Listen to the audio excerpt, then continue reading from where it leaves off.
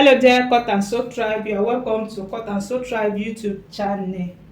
So today we are going to continue from where we stopped in our previous class. In the previous class, I've taught us how we can alter our basic body to achieve plunging neckline. So today we are going to cut the flounce part of this beautiful dress, and I'll be showing you how you can attach it, how you can join it to your bodies, to the upper bodies. Now the first thing you want to do is to get the accurate way of calculating your flounce to minimize wastage when you are cutting on your fabric. Now to achieve that flounce, I'll be using 360-degree flare. So this is how you go about the calculation. You are going to consider your front length and your back length. That is, whatever your front length is, you are going to add it to your back length. So my own front length is 18 and the back length is 16. 18 plus 16 is going to give us 34. So that is if my flounce is going from the front to the back length. But I've seen some people making this tie and their flounce did not go all the way from the front to the back. So their flounce stop at the shoulder. So if that is what you want to make, that means you are going to use only your front length. Whatever your front length is, that is what you are going to use. But for my case, my flounce is going from the front to the back. So I have 34 inches, but you know there is splitting on the flounce.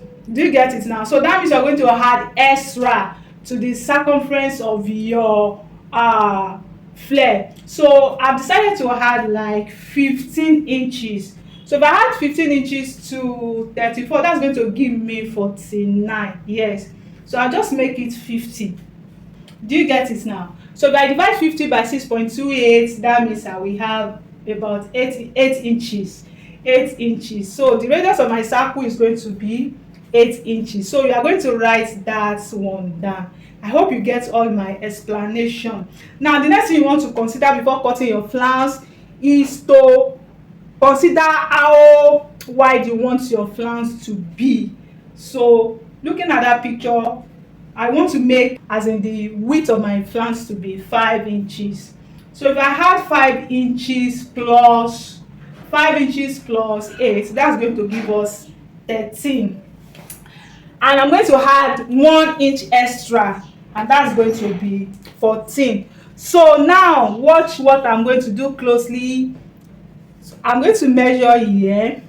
This edge, you know, this is the African print I want to use. So from this edge, from the starting point like this, I'll just measure 14 inches. Do you get it now? You get whatever your 14 inches is, whatever your own is, you measure it, and you go ahead and fold it into 2. Can you see it? I have it like so. So this now I can notch it to get that part. So I've notched it. Now the 14 inches, I'm going to refold again. You know we are cutting 360-degree flare. So you want to make sure your fabric is folded into 4. That is what I am trying to achieve now. So I have my 14 inches like this. From here to here is 14 inches. So I'll go ahead and refold again. Can you see it? So this is a kind of perfect square. So you must get your perfect square like this to get your full circle. Now I've gotten it like this. I will go ahead and measure my radius. The radius I'm working with is 8 inches, whatever yours is. So you are going to start from this folded part, this angle here. So just go ahead and measure your 8 inches downward. You know, that is the radius. So you go ahead and measure 8 inches across inches.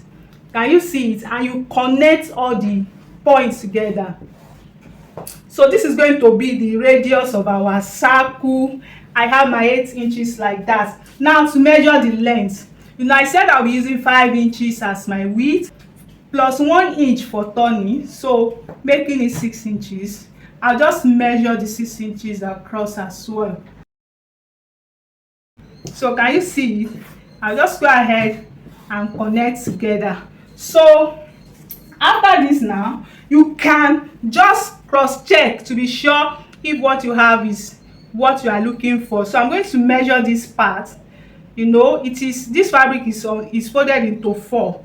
So if I divide 50 by 4, I will have 12.5. And can you see what I have here? Can you see it? So that is how to go about. You can use this method to cut any circle that is bigger than this. Do you get it now? So I'll just go ahead and cut.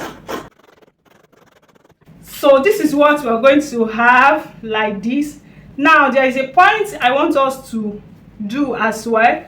You know, if you look at the shape, the mouth of the flounce towards the tail end like this, it is very small and it's narrowed down. So I'm going to cut it like this. I'm going to shape it. Do you get it? It's very simple. So I'll just shape it out like this. Now, and this is going to be my flounce. Do you get it? So this is what I will use for both the front and the back. So I am going to replicate this in 4 places, meaning I'm going to cut 3 more of this. You know, I'll be using this Ankara to turn the flounce. So let me quickly cut the 4 pieces and I'll show you the next thing to do. So this is it. I have all my pattern pieces set. I've cut 4 pieces of this and I've even gone ahead to attach interfacing to 2 of them. So this is going to serve as the main flounce and the remaining 2 is going to serve as the lining. So everything is set now, and I will be adding crinoline too, just to make the flounce to be stronger. So get everything set now and let's meet on the sewing machine. So alright, this is it. I have my pieces here with the yoke. Now the first thing I'm going to do now is, I love doing it like this. I'm going to hold my pad down, my wadding. I'm going to hold it down on the 4 pieces and I'll show you the next thing to do. So I have my 4 pieces joined together. I have them like this. Can you see it? So you pick it like so, right side facing right side. Do you get it now? So I'm going to join it together on my seam allowance. Do not exceed your seam allowance. I'm going to join it together like so.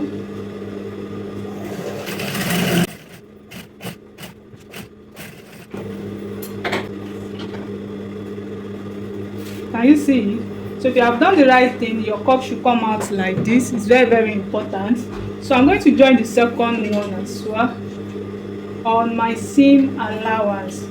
So now if you like, to this bodice, you can attach your bra cup as well. That's going to be like additional structure. It's going to make your cup to come out very well.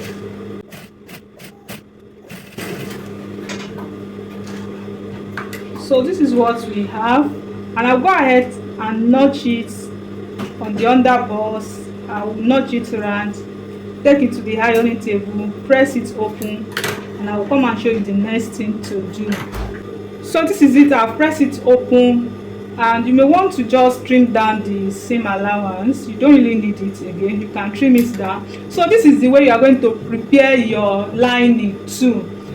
So I'm going to attach my, this is the flounce, the one with stay and the one ordinary. So this is my crinoline. I'm going to shape the mouth of this crinoline so that it will fit in to this part of the flounce. Can you see the way I trim it down? And I'll just attach it all through. Can you see it?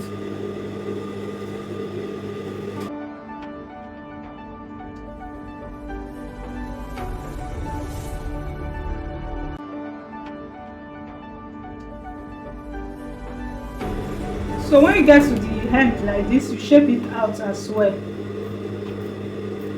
Can you see it? And just finish it up.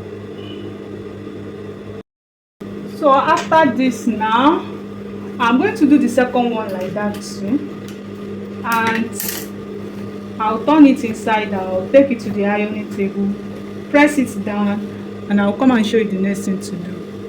So this is it. I've ironed it down. The next thing I want to do is to close it up here, and I'm going to trim out all the unwanted allowance there. Do you get it? Just close it up here and trim it out. So this is it. I've prepared my flounce. The two pieces, two sides are ready. Can you see it? So this is it. I've ironed down the neck. Everything is set now. So we're going to join our plunging neckline. So this is what we are going to do. It's very simple. I'll be joining it from the down like this. So I'm going to start from the down part, and I'm going to sew on my seam allowance. Do you get it now? So I just go on it gently, like so.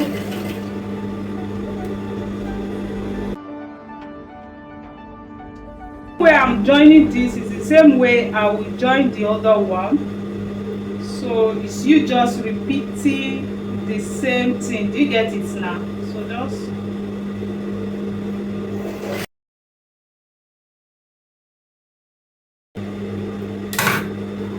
so can you see it? This is what you should have. Can you see it? Let me join the second one and I will show you the next thing to do. So this is it. I've joined my yoke, and I'm gonna have to join the shoulders together, the back and the front, so that we can easily attach our flounce. Now for this flounce, you know, it will start from the waistline and it will go through to the back. That is why I have to join the back shoulder. So, and I've prepared my flounce. I have finished up the edge. Can you see it? So you can as well do that so that you can achieve a very neat finishing. So I'm going to pin it down so that it will be very easy for me to sew. Once I secure everything down with my pin, I'll just sew it down. So if you look at that flounce very well, before the pleating, you are going to leave like, I'm going to leave like 3 to 4 inches space like this straight before I pleat down. So the direction of the pleating totally depends on what you want. So but I will be going towards the back direction like so. Can you see the way I am doing this? And here now you have to be very careful when you are sewing, so that your yoke, so that you won't pack it. That is why I suggest you pleat everything down and you see the way it is before you sew it down, and make sure everything is okay. So now I'm trying to pin. So I felt it will be okay if I do it on the mannequin like this, so that I will be able to see the shape. So that's why I thought I should show us. It's very important. This part is actually very sensitive. I brought it towards the armhole here, leaving like ½ inch that I will use to attach my sleeve. Do you get it now? So you bring it very close to the armhole area, and you're going to leave space for the sleeve. Do you get it now?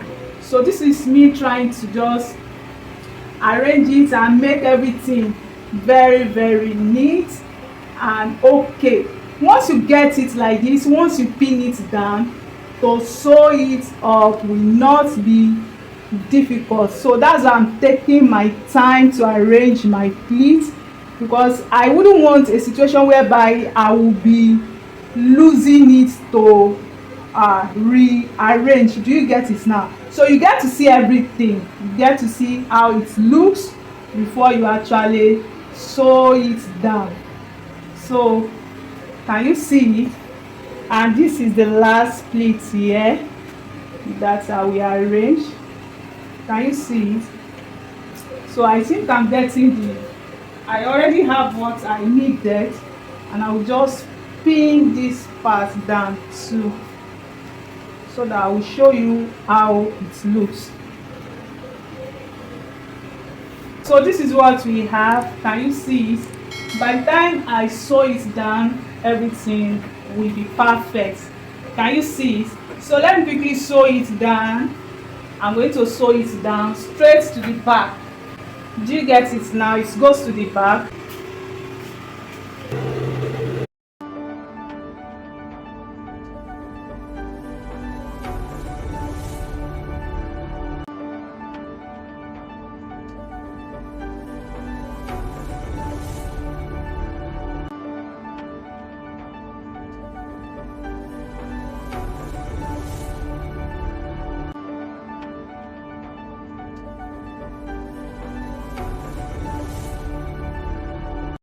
All right, this is the final outcome of our flounce.